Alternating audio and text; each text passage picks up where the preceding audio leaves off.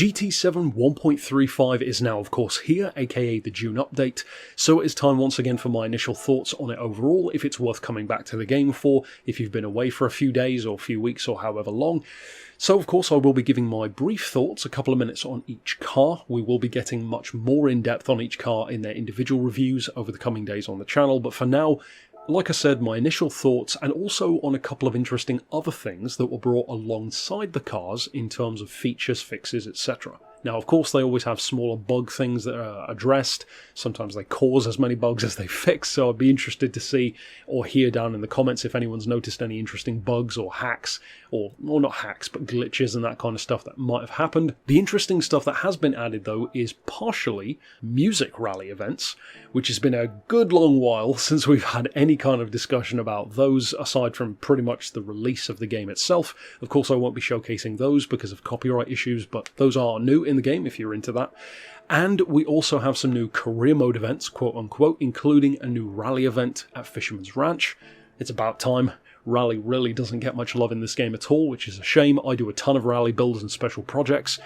Gran Turismo's always had this weird relationship with rally where they feature a ton of rally cars and have a decent selection of rally circuits, but they don't really feel like they put that much effort into the rally stuff, which is weird. It's like Kaz loves rally cars but not rallying. It's a weird kind of dichotomy there. We also have new engine swaps, and I will be doing a brief additional video on this topic to add on to that master list that I did before for all of the cars in the game and all of the engine swaps that you can do. It's a list which I'm very pleased to see many of you found very beneficial. If nothing else, it saves you the time of checking every single car in your garage to see what can and can't be fitted. The 5 new ones that we have this time around are all Nissan engine swaps, but not all Nissans. 4 out of the 5 are. We've got the Alpine, the newer shape Alpine, which has a Nissan swap option. We have both the R32 and the R32 Nismo. Interestingly, different swaps in each car, not just the same one. We have the 350Z and the 2023 Nissan Z, which also have different swaps also. So, like I said, stick around for that separate video. Maybe tomorrow, we'll see when I do that one. But that will be, of course, in addition to the other existing list. I'm still crossing my fingers for an Alphard swap at some point. I really want to be able to build a Japanese Espace F1 in the game. Of course, they always make changes, fixes, alterations here and there to stuff like sport mode and penalties and physics and, you know, suspension, tyres and all these smaller things. Generally, an update will always tend to change some kind of point level on certain vehicles, so if you found any interesting bugs or either good or bad things that have happened to particular vehicles that maybe you use a lot, then of course drop that down below, because it would take far too long to check every single vehicle and see if any of them have swapped in points. We of course have, as usual, more Scapes collections. Doesn't appear to be new Scapes themselves, just collations of similar styles of Scapes, which is fine. You know, most of us probably don't really care. And of course we have to get to the cars themselves. 3 new vehicles, total price of about 4.15 million, so quite expensive for a trio. Spoilers, they are all fantastic cars to work with. You kind of expect that with the Mitsubishi and the Subaru. It is of course a 2004 Subaru WRX STi and a Mitsubishi Evo 3. I've personally always liked the look of this kind of first shape Evo of the 1, 2 and 3. Then we have, of course, the standout for many of us, the Aston Martin Valkyrie.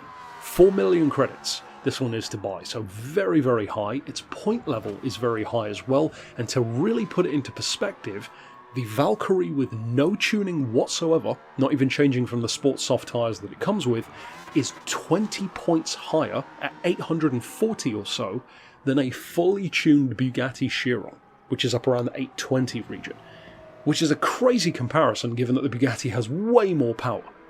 Now, of course, in a straight line, the Bugatti would destroy the Aston, but this is an astonishingly good car to work with.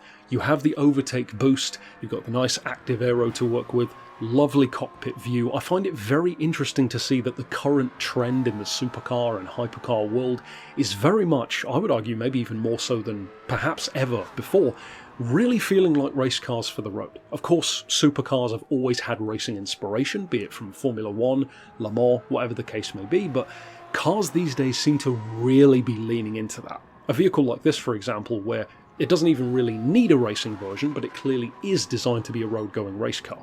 I kind of miss the era where supercars were more just about fun and just being really, great to drive, really fun to drive. But these are great too, and when it comes to being competitive, this thing is an absolute beast. I already mentioned the points and the price. You can tune up the power even higher, over 1,400 horses.